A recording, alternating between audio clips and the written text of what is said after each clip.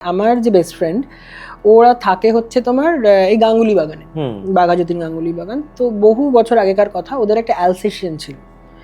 অ্যালসেশিয়ানটা খুব ছোট বয়সে ওরা কোথাও যায় এবং বাজের আওয়াজে ও হার্ট অ্যাটাক করে মারা যায়। তো যখন মারা যায়, একটা পেট যদি মারা যায় তো ভয় পাওয়ার তো কোনো কারণই নেই। ওরা তারপর থেকে ভয় পেতে থাকে, মানে কেমন একটা যেন গা ছমছমে ভাব বাড়িতে। তো ওরা দুই ভাই বোন এবং ওর বাবা মা। তো ছেলে শুতো বাবার সাথে আর মেয়ে শুতো মার সাথে, তো একতলা দোতলায়। তো ওরা এবার এত ভয় পাচ্ছে, বাথরুমে যেতে ভয় পাচ্ছে, মানে আননোয়িংলি ভয় পাচ্ছে। তো ওরা জায়গা শিফট করলো, মানে ছেলে শুলো মায়ের সাথে একদিন এবং মেয়ে শুলো বাবার সাথে।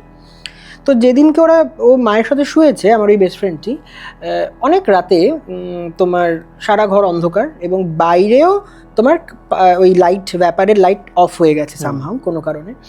তো ও ওরকম ঘুম ভেঙে না দেখছে যে ঘরের একটা কর্নারে একটা এরকম ব্রাইট লাইট বলের মতো ওটা জ্বলছে নিচে, যেটাকে অর্বস বলে, স্পিরিট অর্বস। তো ও প্রথমে না বুঝতে পারেনি জিনিসটা কি। ও 2-3 বার করেছে, ওর মাকেও ডেকেছে যে দেখো তো এটা কি। ওর মা বলছে হ্যাঁ এটা কি, এটা এরকম জ্বলছে। এবার ও উঠে লাইট জ্বালিয়েছে, দেখছে তখন নেই। আবার লাইট অফ করেছে, দেখছে রয়েছে পজিশনে। তো আস্তে আস্তে ওটা অফ হয়ে গেল, চলে গেল, নেই আর।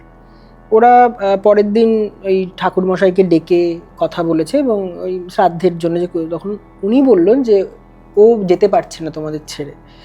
তো শ্রাদ্ধে ওদের একটা কোনো পুজো করে, তারপর ব্যাপারটা আস্তে আস্তে কেটে যায়।